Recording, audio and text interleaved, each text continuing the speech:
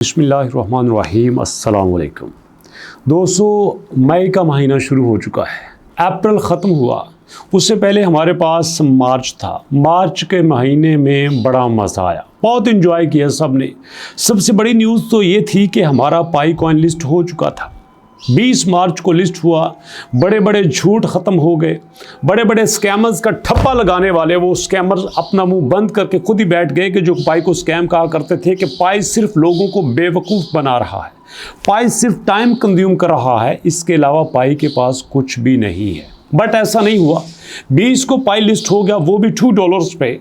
और उसके बाद मज़ा तब आया जब $2 से आने के बाद ये सीधा 0.6 पे आया, 0.6 पे 2.9 पे गया और फिर अनफॉर्चुनेटली आहिस्ता आहिस्ता आहिस्ता आहिस्ता आप देखें तो इसके टोटल टेन्योर में आपको नज़र आएगा कि तब से लेकर अब तक इसका डाउनफॉल ही चलता आया है। लेकिन खुशी की बात यह है कि इसने अपने आप को स्टेबल कर लिया है। तकरीबन 16 अप्रैल के बाद अभी 15 दिन हो चुके हैं, इसने अपने आप को काफ़ी हद तक स्टेबल कर लिया है, जिसके बारे में ये प्रेडिक्ट किया जाता था कि अब ये वॉश हो जाएगा, अब ये ख़त्म हो जाएगा, अब क्रैश हो जाएगा। बट ऐसा नहीं। अप्रैल में जो हमने प्राइस देखी थी वो तकरीबन 0.6, 0.7, 0.8 तक भी हमने देखी थी। जी हाँ, लेकिन मई में प्राइस कहाँ तक जा सकती है? अब मई में कंडीशन बड़ी कमाल की हो चुकी है।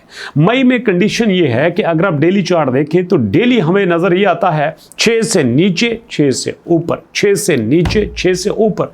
ये देख लीजिएगा, आज का भी चार्ट आपके सामने है। अब यहाँ पे खुशी इस बात की होती है कि जो लोग शॉर्ट टर्म ट्रेडिंग करते हैं वो यहाँ से कुछ ना कुछ कमा के निकल जाते हैं, और जो लोग लॉन्ग टर्म वेट करते हैं, जो कि हमारी तरह के हैं, जिनका मानना यह है कि हम साल 6 महीने वेट कर सकते हैं, कोई दिक्कत नहीं है, अब वो देखना चाहते हैं कि हमारे पास मई में क्या प्राइस हो सकती है, 15 मई तक प्राइस कहाँ पे जा सकती है। तो भैया सुनते जाना, पूरा एनालिसिस आपके सामने रखूंगा। यहाँ पे आप देखो तो अभी तक पाई ने अपना एक ग्राउंड बना रखा है, 0.6 वाला, 0.6 पे रहा है। लेकिन एक्सपर्ट का ये भी मानना है कि ये अगर 0.6 पे रहे हैं तो इसकी वजह क्या है? वो कहते हैं कि यार देखो, डेली बेसिस पे इसकी सप्लाई बढ़ती है, डेली बेसिस पे इसकी सप्लाई बढ़ती है। पिछले पूरे महीने में तकरीबन हमने 100 के करीब इसमें कॉइन अनलॉक होते देखे हैं। अब अभी देख लीजिए, डेली 4, 5, 6, 8, 9, 10 बिलियन तक होते हैं, और वो सप्लाई जो कि 6.77 मिलियन से थी अब 6.96 बिलियन तक हो चुकी है, और मई में भी ऐसा ही होगा। और खुशी इस बात की भी होती है कि जो कॉइन इतना स्टेबल होता है कि उसको 100-200 कॉइन की कोई टेंशन ही नहीं है, 100-200 कॉइन को कोई इतनी अहमियत ही नहीं देता। वो कॉइन इस लेवल पे आ चुका है कि अब वो 6 पे आराम से खड़ा है। होना तो ये चाहिए था कि 0.3 पे जाता, 0.03 पे जाता, बट ये 6 पे आराम से खड़ा है। इसका मतलब ये बनता है कि अगर इसने सोल्यूशन ढूंढ लिया इस अनलॉकिंग का, इसने अगर ये देख लिया कि मैं इस डिमांड से कैसे निपट सकता हूं, तो कोई दोष नहीं है कि ये मई तक, अपने मई के महीने में ये 1.7 तक ना चला जाए। ये लाजमी बात है कि 1.7 तक जा सकता है। अब उसकी वजह यह है कि यहाँ पे आपको एक सर्कल नज़र आएगा, उस सर्कल में आपको 4 बिलियन का इसका टोटल मार्केट कैप नज़र आता है, और ट्रेडिंग वॉल्यूम 0.6 प्राइस पर नज़र आता है। ट्रेडिंग वॉल्यूम कितना होता है? आपका 50, आपका 60, आपका 70, आपका 100 मिलियन होता है। लेकिन इससे भी ऊपर आप ये देखते हैं कि कभी कभी ऐसा भी होता है, जब आपका ट्रेडर ज़्यादा एक्टिव हो तो ये 100 से भी ऊपर चला जाता है, 200 से भी ऊपर चला जाता है, 400 से भी ऊपर चला जाता है। मैंने 1 बिलियन तक भी इसको जाते हुए देखा है।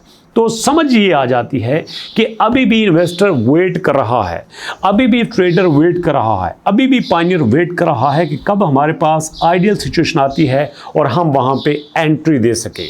अब ये भी तो देखो ना कि इस वक्त हमारे पास प्राइस जो है वो 0.61 पे चली जा चुकी है। होना तो ये चाहिए था जब ये जाता 0.5 पे, तब यहाँ पे ट्रेडर आता, तब इसको खरीदता, बट ट्रेडर इसको 0.61 पे भी खरीद रहा है।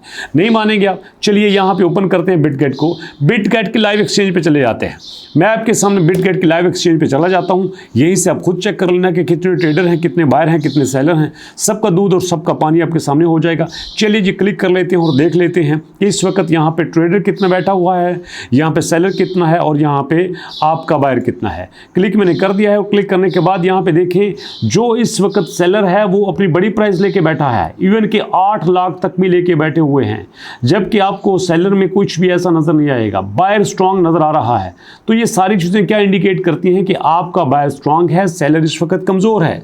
तो इसमें कोई दिक्कत की बात नहीं, प्राइस अगर कम है तो आने वाले वक्त में इसको ओवरकम भी कर सकते हैं।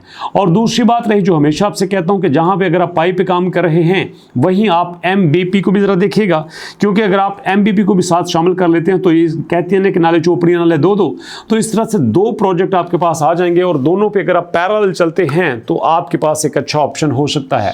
मुझे एक दोस्त ने कमेंट किया कि आप हमें रेफर करते हैं, कमेंट करते हैं कि आप एमबीपी कॉइन को भी देख लीजिए। तो भैया अगर हमारे पास पाई से कुछ बचा हो तो वो हम एमबीपी कॉइन पे लगाए ना। वो कहते हैं ना कि वॉरेन बफेट ने कहा था don't put all your eggs in one basket, कभी अपना सारा पैसा एक बिजनेस मत लगाइएगा, उसको थोड़ा सा डिवाइड करके लगाइएगा। अब ये ना कहना पैसा होगा तो लगाएंगे ना, अरे भाई इसमें कोई परेशानी नहीं है। मैं करोड़ों की बात नहीं कर रहा, मैं लाखों की बात नहीं कर रहा, छोटी से छोटी अमाउंट ले लें। एटलीस्ट ये हमारी लर्निंग की स्टेज है, यहाँ से हम सीखेंगे भी, हम लर्न भी करेंगे, हम अर्न भी करेंगे। और अगर लर्निंग और प्लस अर्निंग का प्रोसेस साथ साथ चलता रहा तो कोई बात नहीं, 7-6 महीने में इंशाल्लाह हम पूरे कॉन्फिडेंस से और भी अच्छे तरीके से करने चल जाएंगे।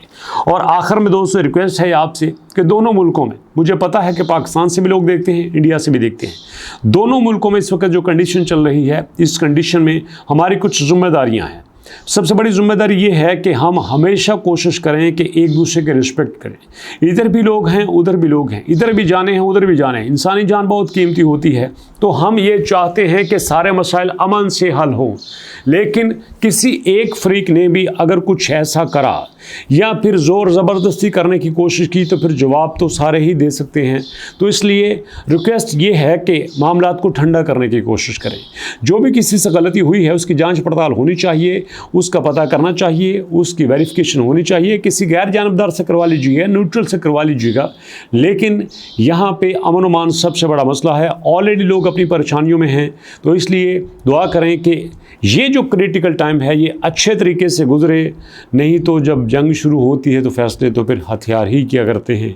तो इसी दुआ के साथ, इसी इल्तिजा के साथ मुलाकात होती है नेक्स्ट वीडियो में। तब तक के लिए अल्लाह की अमान।